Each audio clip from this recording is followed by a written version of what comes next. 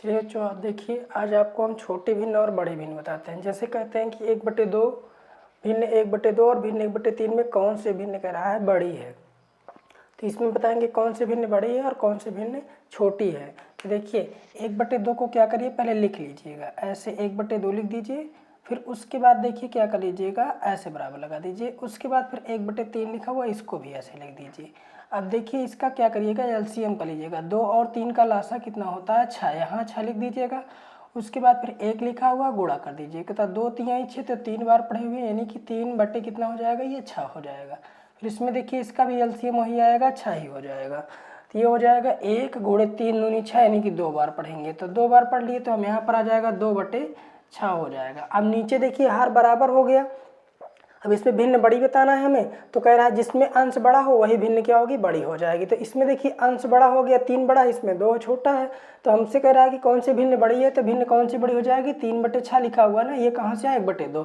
तो इसमें लिख देना है कि अतः भिन्न 1/2 बड़ी है। इसमें जो बड़ी होगी, जिसका अंश बड़ा होगा वो भिन्न क्या हो जाएगी, बड़ी हो जाएगी। अब इसमें कह रहा है फिर कि 4/5 और जो है 7/3 में कौन सी भिन्न कह रहा है कि बड़ी है, छोटी है। इसमें छोटी बताना था। देखिए 4/5 लिखा हुआ है, 4/5 ऐसे लिख दीजिए। उसके बाद ऐसे अगर करना है तो 7/3 लिख दीजिए। इस तरह भी कर सकते हैं। देखिए इसका एलसीएम दोनों का कितना आ जाएगा, 15 हो जाएगा। 3 और 5 का लासा 15 हो जाएगा। तो यहाँ पर 4 लिख देना है। और 4 लिखने के बाद जो है ये कह रहा है कि 5 और 3 का एलसीएम कितना हो जाएगा, 15 हो जाएगा। तो 4/5 और 7/3, इसमें नीचे एलसीएम लिया जाएगा। 5 और 3 का एलसीएम कितना हो जाएगा, 15।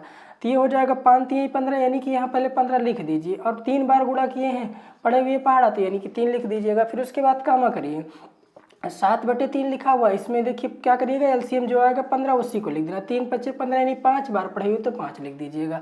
तो होगा कितना, देखिए 4 और 3 का गुणा करने पर हो जाएगा 12/15 हो जाएगा। और इसमें 7 और 5 के गुणा करने पर 35 में हो जाएगा ये 15। तो दोनों में कौन सी भिन्न बड़ी है, कह रहा है छोटी पूछ रहा है। इसमें छोटी कौन सी है, तो देखिए जिसका अंश जो है हर समान होने पर जिसका अंश छोटा होगा वो भिन्न छोटी होगी, जिसका अंश बड़ा होगा वो भिन्न जो है बड़ी हो जाएगी। तो 12/15, देखिए इसमें 12 लिखा है, इसमें लिखा हुआ 35। तो इसमें कौन सा जो है छोटी होगी, तो छोटी ये हो जाएगी हमारी 12/15। आया कहाँ से है, 4/5 से आया हुआ है। यानी कि हम यहाँ लिख देंगे अतः छोटी भिन्न।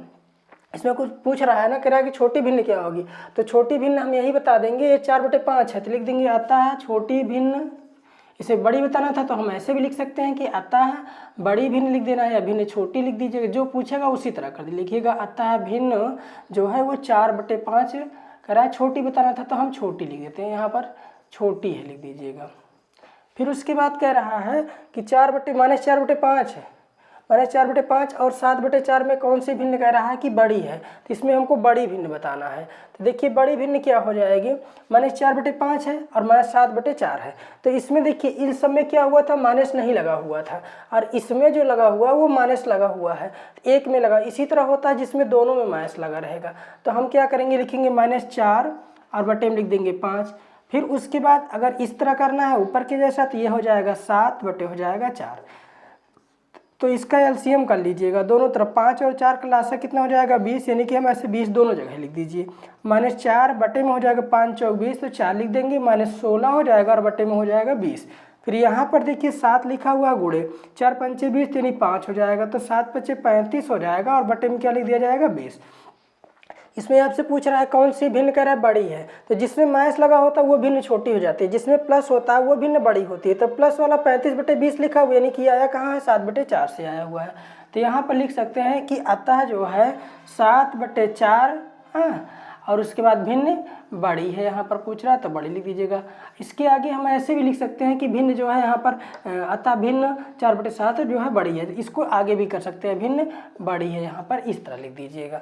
तो जिसमें माइनस लगा रहेगा उसमें जो है वो छोटी हो जाएगा, और जिसमें प्लस रहेगा वो भिन्न बड़ी हो जाएगी।